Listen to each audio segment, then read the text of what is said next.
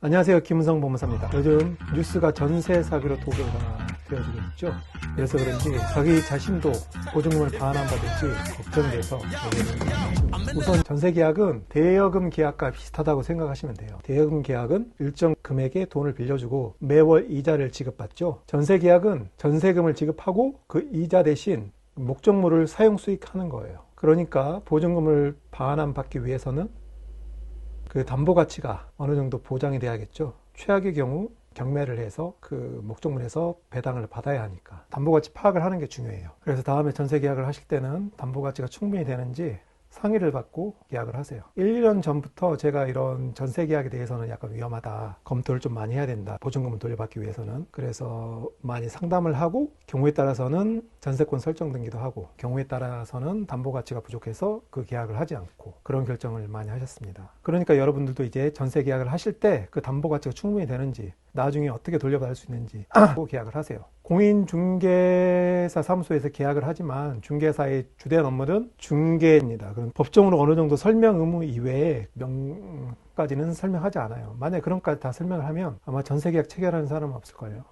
이제 전세금, 보증금을 돌려받기 위해서는 어떻게 해야 되는지 알려드리겠습니다. 첫 번째, 임대차 계약이 만료되기 전에 보통 2개월 전까지 임대인에게 임대차 계약을 공시할 의사가 없다, 계약이 만료가 되면 보증금을 반환해 주세요 라는 내용 증명을 보내시면 돼요. 2개월 전까지. 만약에 지금 임대차 계약 기간이 3개월 정도 남았어요. 상대방이 내용 증명을 안 받거나 연락이 안 돼. 그래서 그 2개월을 도과해서 보낸다. 2개월을 도과해서 보낼 수도 있기 때문에 좀 넉넉하게 기간을 잡아야 돼요. 그 해지 기간은.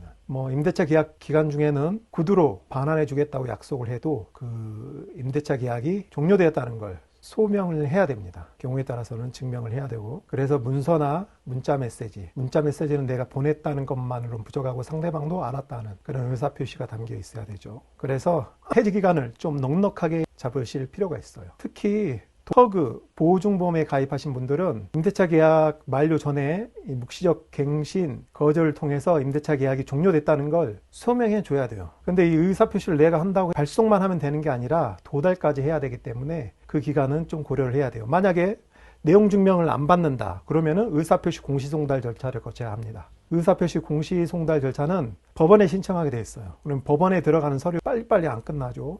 통상 한 3개월 정도는 걸립니다. 의사표시가 공시송달되기 위해서는. 그러면 이런 기간들까지 다 고려를 해야 돼요. 그럼 넉넉 잡아서 한 6개월? 6개월 전에는 묵시적 갱신 거절 통지를 내용 증명을 통해서 보내주시는 것이 안전하죠. 그런데 6개월 전에는 내가 여기서 나갈지 재계약을 할지 잘 모르잖아요. 근데 그게 단점이죠. 그러니까 그 시점은 여러분들의 책임하에 판단을 하셔야 됩니다. 네, 내용 증명도 무사히 도달을 했습니다. 2개월 전까지. 그리고 임대차 기간이 만료가 됐어요. 그런데 임대인이 보증금을 반환해주지 않고 있습니다. 물론 임대인도 반환해주고 싶지만 제때 임차인을 못 구하는 경우도 있고, 또 대출을 받고 싶지만 지금 대출 규제 때문에 받지 못하는 경우도 있죠. 예전에는 이런 대출이 가능했는데 요즘엔 대출 규제가 심하기 때문에 이런 걸 다 막아놨어요. 그래서 제때 이렇게 자금 조달이 되지 않고 있습니다.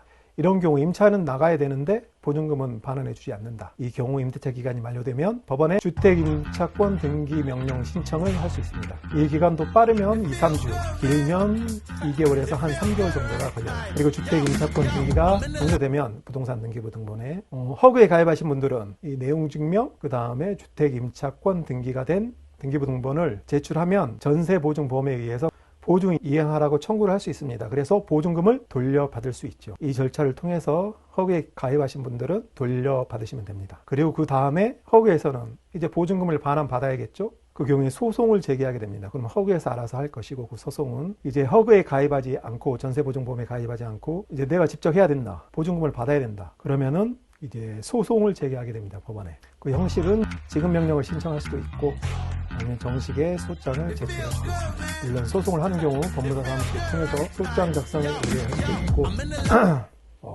소장을 작성하신 다음에 법원에 제출할 수도 있습니다. 그리고 여러분들이 승소 판결을 얻는다면 이때 그 판결이 확정이 된 다음에 이제 경매 신청이 가능합니다. 그래서 보증금을 회수하게 되죠. 그런데 경매 대상 목적물이 보증금보다 작으면 완전 변제를 못 받겠죠. 그래서 어느 정도 각오를 해야 돼요. 전세 계약을 체결할 때. 최악의 경우에 내가 이걸 낙찰을 받아서 내가 살겠다 하는 그런 위치라면은 두말할 나위 없이 좋을 것이고, 여러 가지 사정 때문에 딱 2년만 거주를 한다, 4년만 거주를 한다, 그러신 분이라면은 약간 난처해질 수도 있겠죠. 그러니까 이제부터는 전세 계약을 체결할 때 이 모든 게 다 정리가 돼야 돼요. 만약에 은행에서 여러분들에게 2억을 빌려준다, 3억을 빌려준다 하면 아마 순순히 빌려주지 않죠. 차용증도 쓰고, 그 다음에 담보도 제공하고, 근저당도 설정하고, 그 정도에 준해서 여러분도 준비를 하시는 게 좋습니다. 그래야 쓸데없는 걱정을 하지 않죠. 그리고 그런 준비를 하는 데는 비용이 그렇게 많이 드는 것도 아니에요.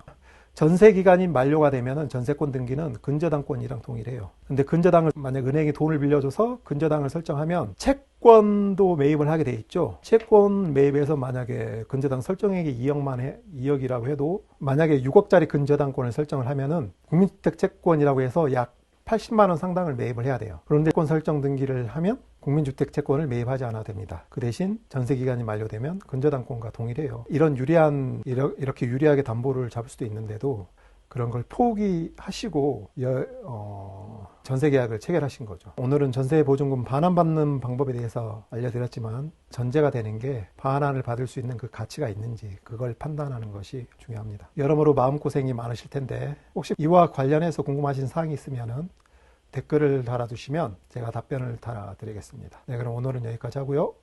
다음에 뵙겠습니다. 감사합니다. It feels good, man. It feels good, right? Yo, I'm in the